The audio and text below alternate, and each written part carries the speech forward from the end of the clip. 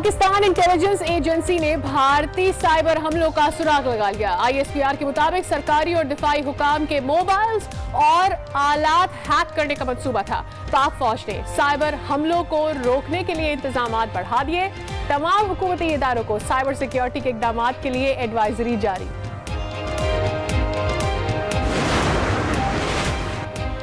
हुकूमत माफिया गठजोड़ के दबाव में हरगिज नहीं आएंगे। माफियाज कानून से ज्यादा ताकतवर नहीं हो सकते। वफाकी वजीर इत्तला शिबली फराज की प्रेस कॉन्फ्रेंस। कहा वजीर आजम गंदुम और आटे की बढ़ती कीमतों पर मुतमईन नहीं, रोजमर्रा की अशिया की कीमतें हर सूरत कम करेंगे। हमारा हदफ है कि चीनी की कीमत 25 रुपए तक नीचे आए। वजीर आजम का कब्जा माफिया के खिलाफ जीरो टॉलरेंस पॉलिसी अपनाने का हुक्म। इमरान खान से IG इस्लामाबाद आमिर जुल्फिकार की मुलाकात। लैंड माफिया के खिलाफ ऑपरेशन की रिपोर्ट वजीर आजम को पेश। इमरान खान ने IG इस्लामाबाद की कोशिशों को सराहा और मजीद सख्त इकदाम की हिदायत कर दी।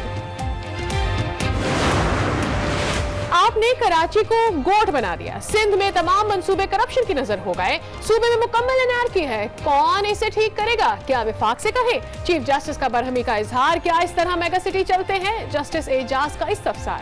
NDMA को 3 माह में नालों की सफाई का हुक्म, तजावुजात के खात्मे का इख्तियार भी दे दिया।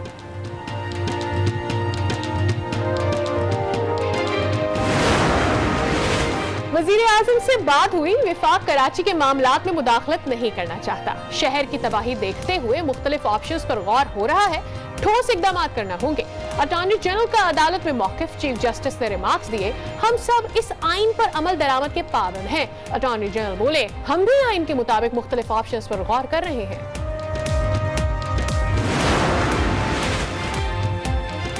कराची पोर्ट की जमीन इतनी सस्ती है, आपने 10 पैसे फी गज फरोख्त कर दी। सुप्रीम कोर्ट का चेयरमैन से सवाल।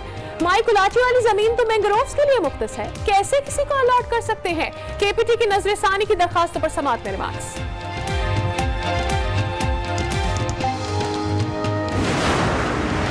CEO के इलेक्ट्रिक मोनिसल्वी ने गिरफ्तारी से बचने के लिए सिंध हाई कोर्ट से रुजू कर लिया। 7 दिन के लिए हिफाजती जमानत मंजूर। अदालत का मुल्जिमान से तफ्तीश में ताउन करने की हिदायत। डिफेंस में करंट लगने से फैजान नामी शख्स की हलाकत पर CEO के इलेक्ट्रिक समेत 4 अफसरान के खिलाफ मुकदमा दर्ज किया गया था।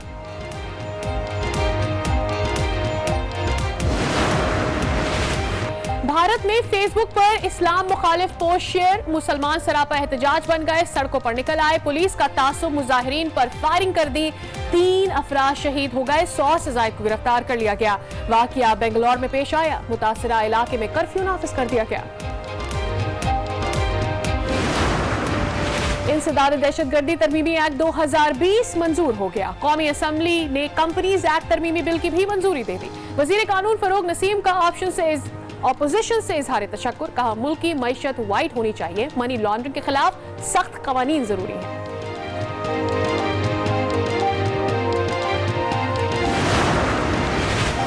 शराब लाइसेंस इजरा पर नैब के सवालात। वजीर आला पंजाब का इजहार लाइल्मी। कहा मजीद वक्त दिया जाए, मालूमात इकट्ठी करके आगाह करेंगे। नैब ने अहले खाना और अपने असासों की तफसील जमा कराने की हिदायत कर दी। शराब लाइसेंस केस में साबिक DG एक्साइज वादा माफ गवाह बनने पर तैयार। इकराम अशरफ ने नैब को दरखास्त दे दी। कहते हैं साबिक प्रिंसिपल सेक्रेटरी के दबाव पर शराब का लाइसेंस जारी किया।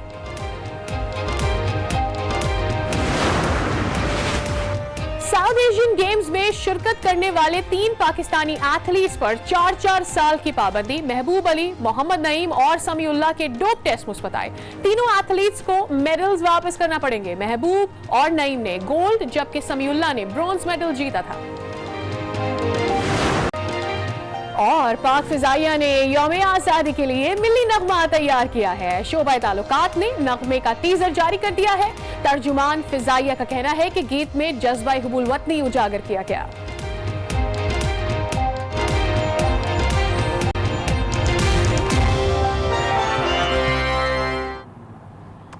अस्सलाम वालेकुम। आप 6 बजे में खुश आमदीद। मैं हूं इमरान सुल्तान।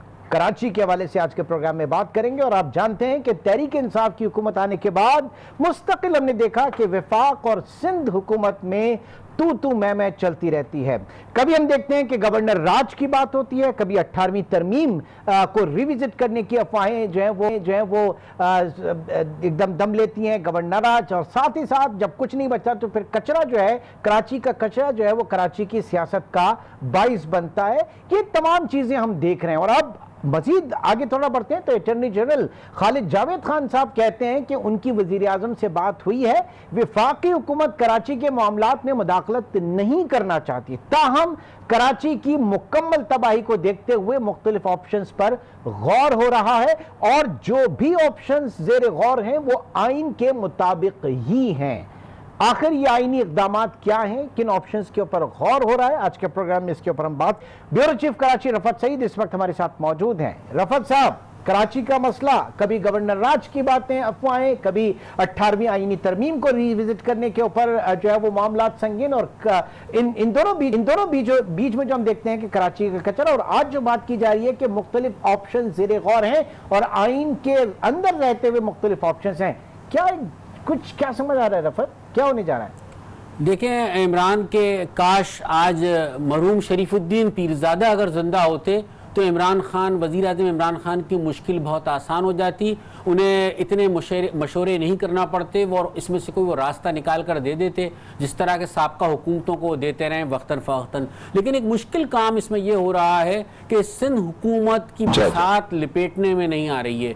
हर तरह से कोशिश कर ली, पहले धड़ेबंदी की बात हुई, खुद वज़ीर आज़म यहाँ सिंध के दौरे पर आए, उन्होंने बाज़ लोगों से लेकिन वो मुलाकातें की, लेकिन वो इतनी कारगर साबित नहीं हुई। फिर पीर पगाड़ा से भी उनकी मुलाकात हुई, फिर मुख्तलिफ ऑप्शन पे गौर होता रहा। कभी आइन का आर्टिकल 140 की बात आती है, कभी वही वाली बात जो आपने भी जिक्र किया कि 18वीं आइनी तरमीम को ख़त्म कर दिया जाए, लेकिन कुछ हो नहीं पा रहा। तो लिहाजा अब जो सूरत हाल बन रही है, अब अगर अदालत के रिमार्क्स खासे ख़तरनाक है, और फिर अटॉर्नी जनरल खालिद जावेद जो एनडी खान साहब के साहबजादे हैं, उन्होंने जो बात कही है आज के मुशावरत हो रही है, इसका मतलब है कहीं ना कहीं कोई खिचड़ी पक रही है, कोई ना कहीं ऑप्शंस पर गौर हो रहा है। वज़ीर आज़म ने आज कराची भी आना था, लेकिन नामालूम वजूहात की बिना पर उनका वो दौरा भी मनसूख हुआ कि वो नहीं आए, लेकिन हर तरफ से सरतोड़ कोशिश हो रही है। अब ऐसे में अगर कोई इस तरह की गैर आइनी किस्म की कोई कोशिश होती है तो फिर उसके बाद उसका नतीजा आपको पता है कि माजी में क्या होता रहा है। फिर एनडीएमए के किरदार को बढ़ाने के हवाले से बहुत बात हो रही है, और आज अदालत में, सुप्रीम कोर्ट में इसकी बाज़गश्त सुनाई दी गई कि नालों की सफाई के बाद जो कचरे वाला मामला है, गो के एनडीएमए अपने आप को दूर रखने की कोशिश कर रही है 4 बड़े नालों की सफाई के बाद। लेकिन आज अदालत ने कहा कि दीगर नालों की सफाई जो है वो क्यों नहीं की, जिसके हवाले से कमिश्नर ने बहुत सारी तौजीहात पेश की, बहुत सारे मामलात के बारे में बताया, लेकिन मामला अभी भी इबाहम का शिकार है। नालों की सफाई के साथ साथ जो इंक्रोचमेंट है उसको खत्म करने के हवाले से भी, तो ये भी सिंध हुकूमत ने कहा कि अच्छी बात है। एनडीएमए ने जब उनकी ऑब्जर्वेशन आई तो आपने हमारी बात को सेकंड किया, हम भी यही कहते थे कि इंक्रोचमेंट जो है वो बहुत बड़ा मसला है, अब हम काम करेंगे तो मिलकर काम करेंगे। शुरू में तो ये स्टांस था। रफत साहब देखिए, बिल्कुल आप ये दुरुस्त कह रहे हैं, कराची की कच्ची आबादियां, नालों पर नाजायज तजावीज़ात, ये बहुत बड़ा मसला है। आपको याद होगा 80 की दहाई में सोराब गोट ऑपरेशन एक हुआ था, और उसमें आपको पता है बड़ा मारकीट होती, तो बिल आखिर फौज को आना पड़ा, फौज ने वहां आकर वो ऑपरेशन किया। उसके नतीजे में जो चीजें होती गई सियासी, और फिर जो चीजें आई वो गुंजलक होती चली गई, और वो एक तवील तारीख है।